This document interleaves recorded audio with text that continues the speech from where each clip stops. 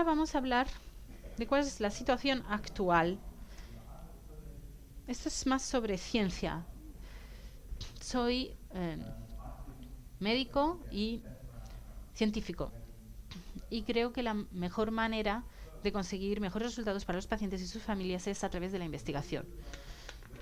Aquí vamos a hablar de cuál es la situación hasta el momento y lo que está ocurriendo ahora.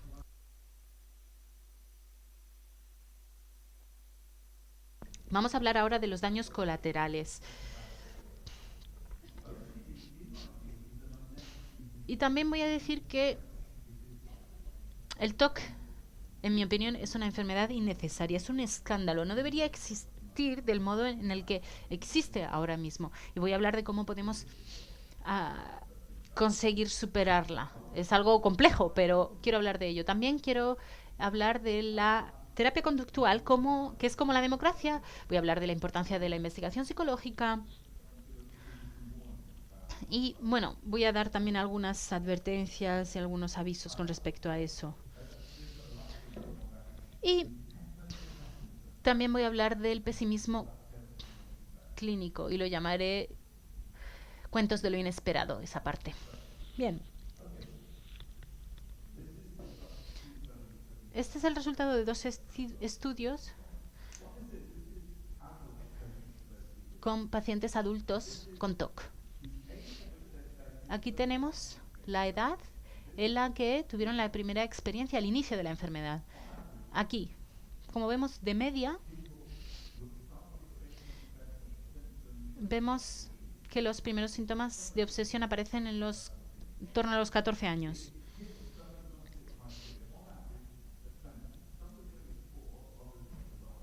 De media, en torno a los 20, empieza a tener una interferencia significativa en la vida de los pacientes. Esto es una media. Y después, en torno a los 26 años, las personas buscan ayuda. El diagnóstico se hace a los 28. De media, digo. Pero a los 20 ya tenían el trastorno y se diagnostica a los 28. ¿Y qué es lo que ocurre entre los 20 y los 28? Lo que ocurre son amistades, educación, empleo.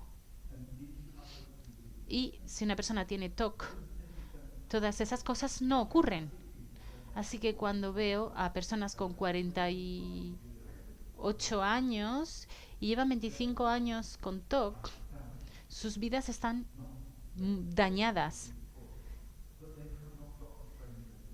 No han conseguido tener los amigos que hubieran conseguido, no han recibido la educación que hubieran tenido. Y al final lo que hago muchas veces es tratar los daños colaterales.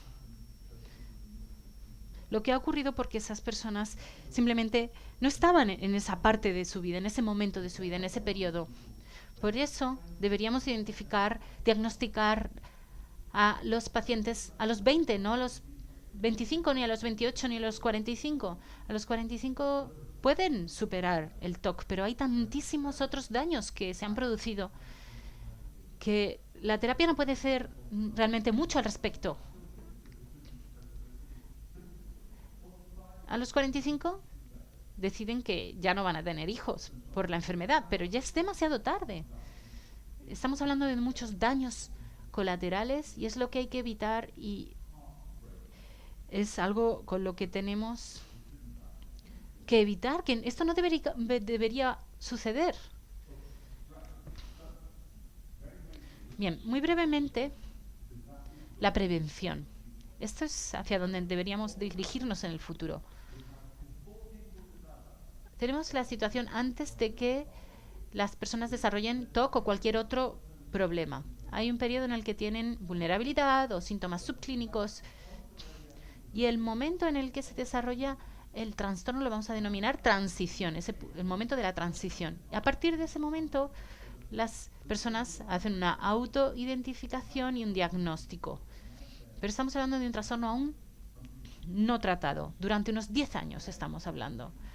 Y entonces empieza a tratarse el trastorno. Bien, la prevención primaria. Deberíamos estar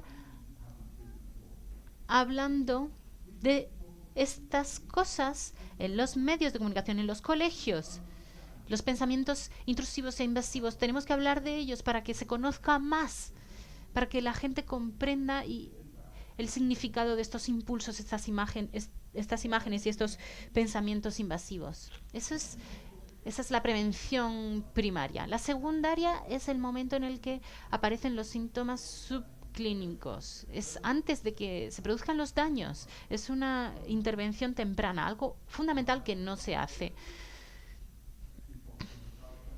Charlotte Canicon, una colega mía, y yo hemos desarrollado un estudio de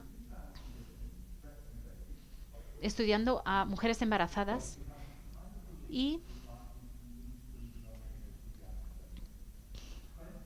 vimos que había un 25% de las personas que identificamos como potenciales pacientes de TOC desarrollaron efectivamente TOC.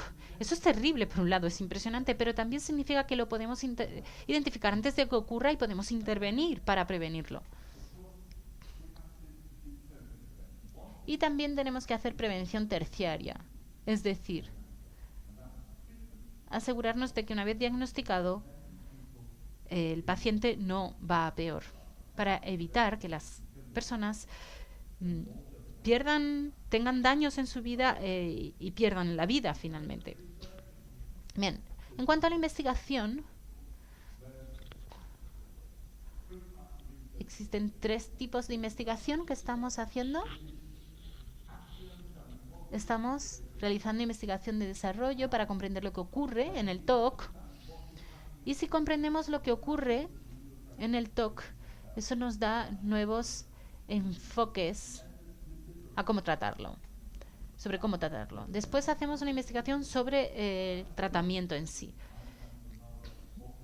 Yo llevo décadas trabajando en esto y hay tratamientos intensivos y hemos descubierto que hay pacientes para los que el tratamiento intensivo es mejor que otro tipo de tratamiento. Entonces, estudios sobre cuál es la mejor manera para qué tipo de pacientes. Y después, investigación sobre la expansión y el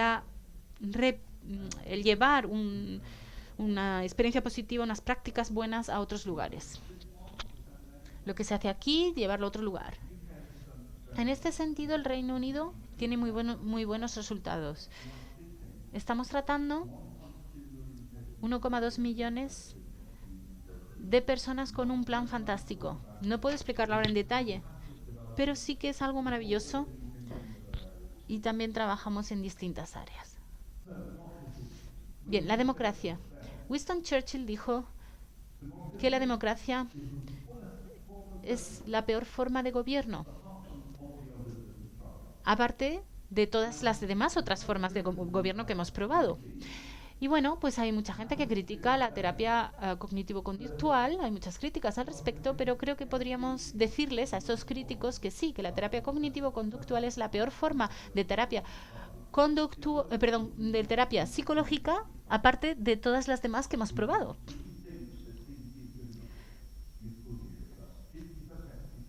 Podemos decir que sí, que la terapia cognitivo-conductual es bastante buena, sí. Y lo bueno es que gracias a la investigación que se está llevando a cabo, se está mejorando. No puedo hablar ahora de todas las mejoras, pero sí que mencionaré algunos de los puntos clave. Se puede mejorar aún más esta terapia. Se está enfocando, se está aplicando la ciencia aplicada para desarrollar este ámbito. También se está aplicando la visión de los científicos y combinando a los terapeutas que están en consulta con los científicos. Hay que combinar el arte clínico con la ciencia clínica. También, y esto es importante, esto es fundamental, es realmente clave. Hay que evitar los cultos, los gurús, etcétera. El mindfulness se ha convertido en un culto ya. Y hay quien dice, ay, pues he conocido a un gran gurú. Y yo creo que no debemos fiarnos de esto, debemos fiarnos de la ciencia, de la evidencia científica. Esto lo hemos visto con la aplicación del mindfulness a todo. Hay que tener mucho cuidado con este tipo de ideas, con estos cultos. Hay que ser muy crítico. No nos fiemos de ello.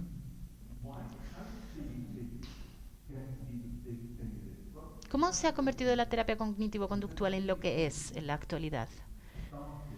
Bueno, en realidad es bastante sencillo porque la terapia cognitivo-conductual empezó... A ver, ¿esto funciona?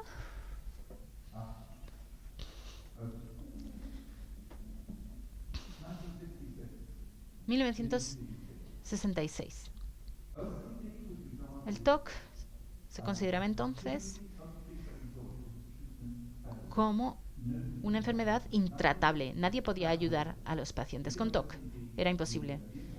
Si alguien tenía TOC, lo ingresaban en un hospital para siempre. Quizá se le ofrecía una lobotomía y ya está.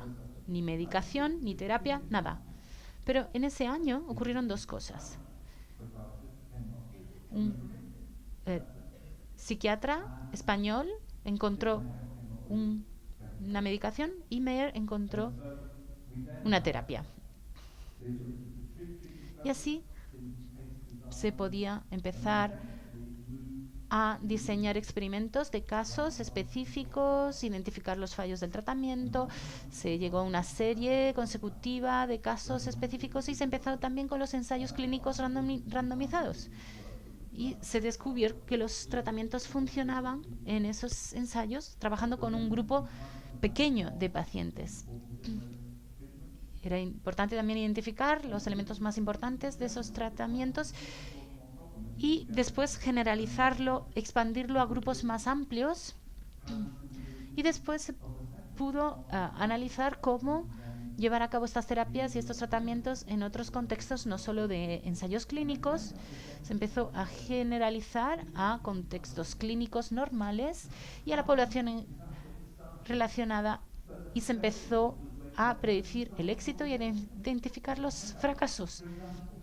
Y nos permitió iniciar este proceso de nuevo.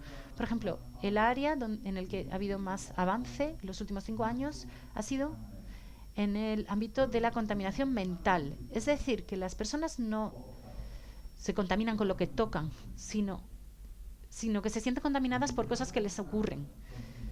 Y ahora comprendemos mejor lo que les ocurre a estas personas.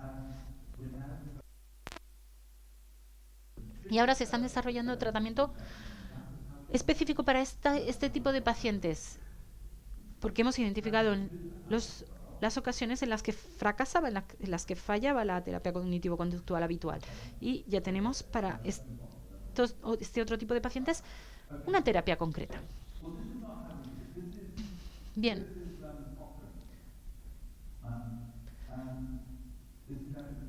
Aquí tenemos la medicina basada en evidencia, pero no es así como se desarrollan los tratamientos en realidad. Es como se evalúa la eficiencia, por ejemplo, de los antibióticos. Esa sería la manera de hacerlo. Así que en las terapias psicológicas lo que se hace es que se empieza entendiendo a los pacientes, la fenología que se llama. Escuchamos a los pacientes y esto nos ayuda a desarrollar teorías, es decir, el psicoanálisis. Hablamos y hablamos y hablamos del tema. Después tenemos investigación sobre los resultados. Pero la teoría nos ayuda en esa investigación de los resultados. Pero este tipo de investigación no nos dice cuál es la causa del problema. Por ejemplo, la medicación de los inhibidores,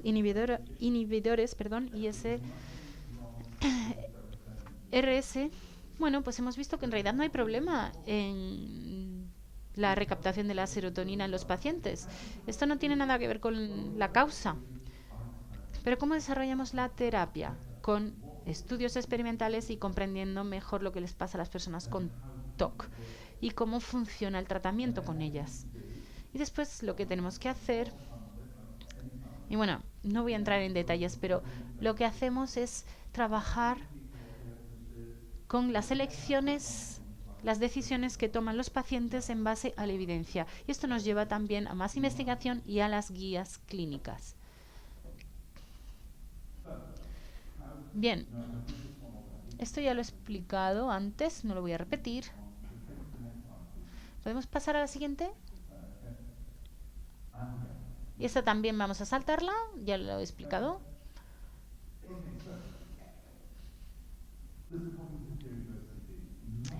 La teoría cognitiva del TOC ha contado con mucha investigación, voy a resumirla y podemos decir ya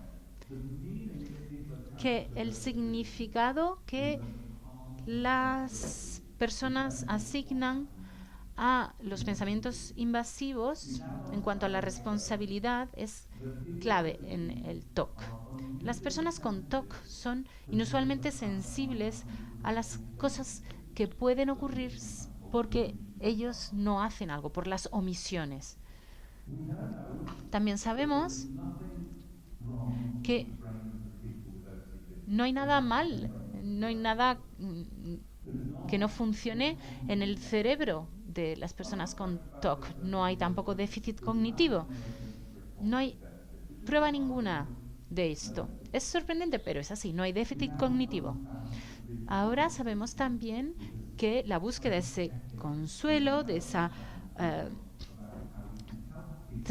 ese comportamiento de que nos tranquilicen, nos conforten, es muy importante.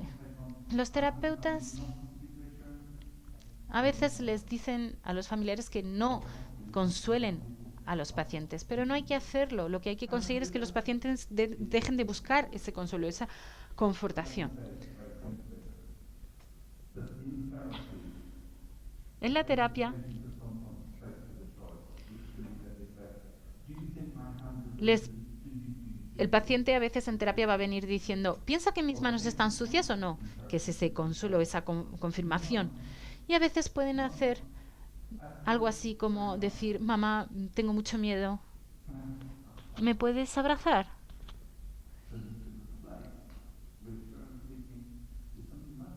Y podemos reemplazar ese comportamiento de búsqueda de confirmación por un abrazo, por apoyo, amor, abrazo.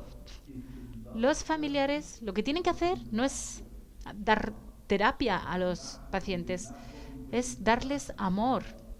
Amor es lo que aportáis a la terapia. Y el terapeuta debe ayudarles a expresar ese amor.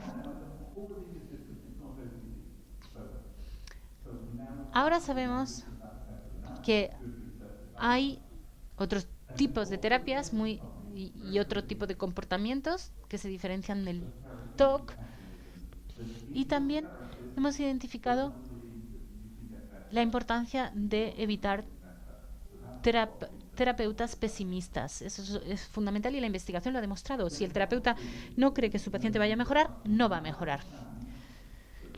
También conocemos ahora la importancia de los sentimientos correctos. Eso lo comprendemos mejor y también comprendemos mejor por qué la gente posponen las cosas. He hablado antes de esos 10 años que pasan hasta que el paciente busca ayuda.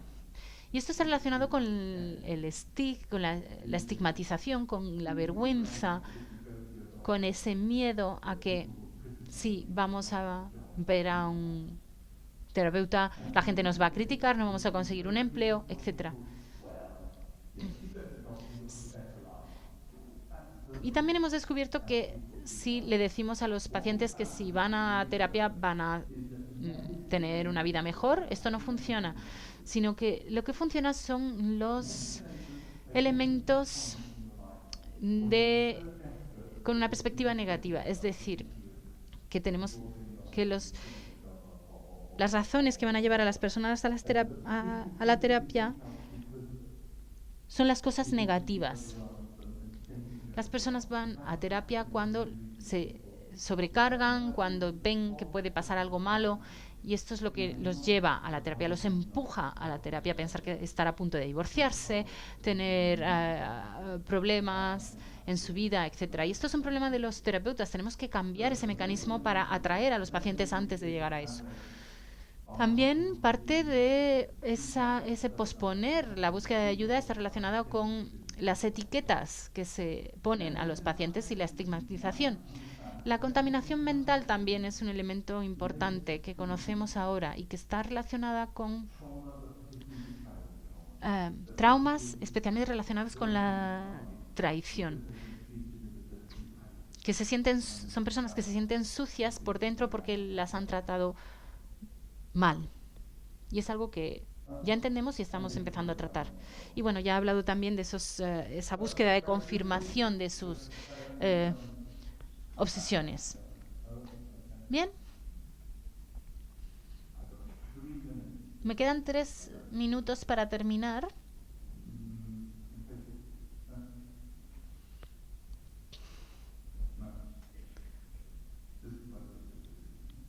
Es ahí donde recibe, ¿no? Ahora sí.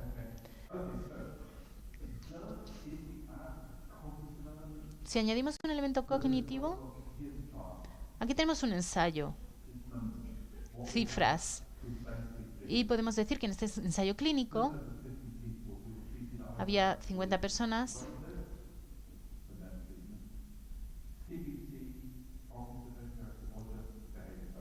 a los que 50 pacientes, 25 con terapia cognitivo-conductual y otros 25 con terapia conductual solamente.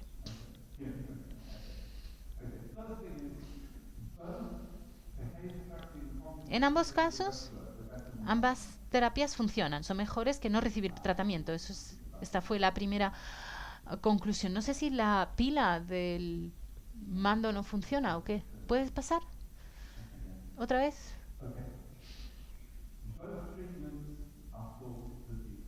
Como digo, bueno, los pacientes, ambos grupos de pacientes piensan que ambos tratamientos funcionan. Sin embargo, si añadimos el elemento cognitivo, es decir, terapia cognitivo-conductual, vemos que los resultados son mejores que en la terapia conductual solamente, es decir, incluir el significado. El trabajar con la conducta está bien y da buenos resultados, pero si añadimos el significado al tratamiento, va mejor. Hay una interacción. Funciona mejor con las compulsiones, pero especialmente con las obsesiones. Hay un mayor efecto en las obsesiones gracias al elemento cognitivo de la terapia. Vamos a seguir.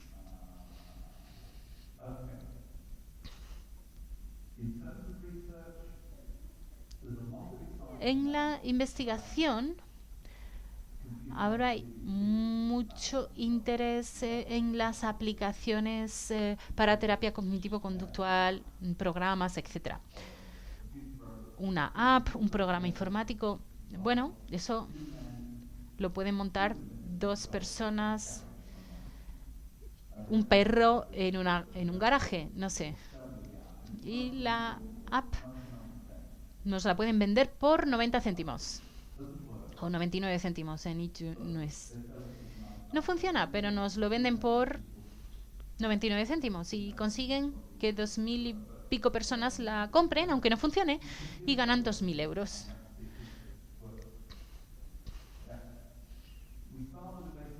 Veamos cuál ha sido la evolución del tratamiento. Empezamos con un tratamiento básico que mejoramos el acceso y pudimos mejorar después el tratamiento en sí, aumentando además el acceso para tener a más personas en tratamiento y debemos continuar este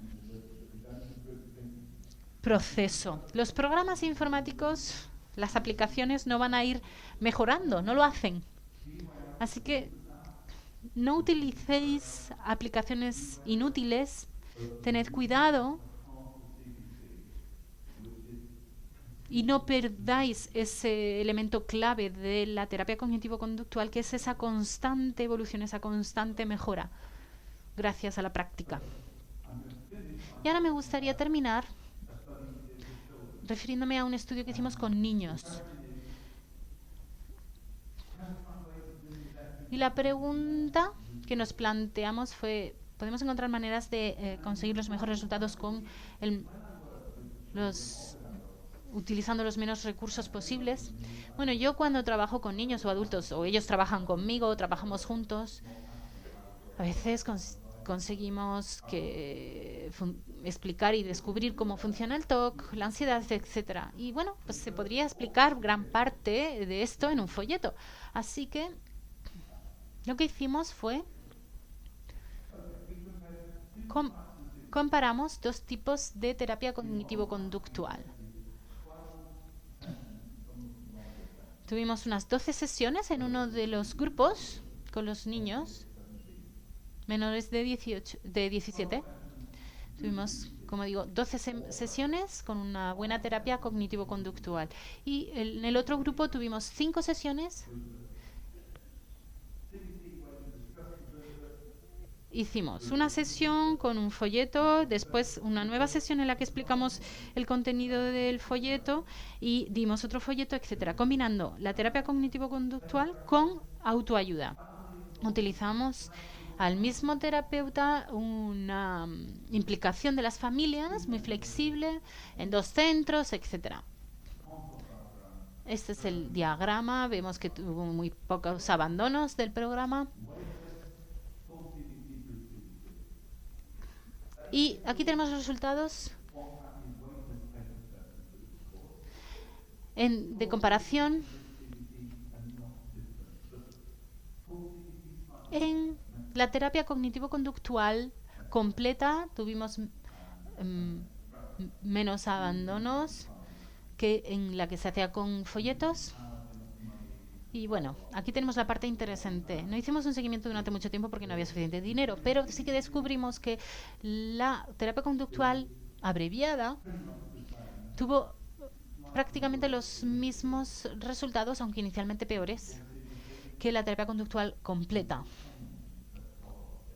Pero cambió en la fase de seguimiento. En la fase de seguimiento hay una interacción interesante. Parece ser que los niños que recibieron la terapia más corta mejoraron más después de que terminara las sesiones. Y creemos que esto puede estar relacionado con el hecho de que asumieron más responsabilidad sobre su propio tratamiento. Y si esto es así, si esto se confirma, esto puede ser clave para el desarrollo de la terapia cognitivo-conductual en el futuro. Voy a terminar ahora. Con esto hemos visto distintas ideas sobre la terapia cognitivo-conductual, sobre cómo se debe hacer, cómo también debemos recordar que las personas más importantes en la terapia son el paciente y sus familias, y que debemos compartir nuestro trabajo con los pacientes y las familias porque así ellos podrán ayudarnos a ayudarles. Muchas gracias.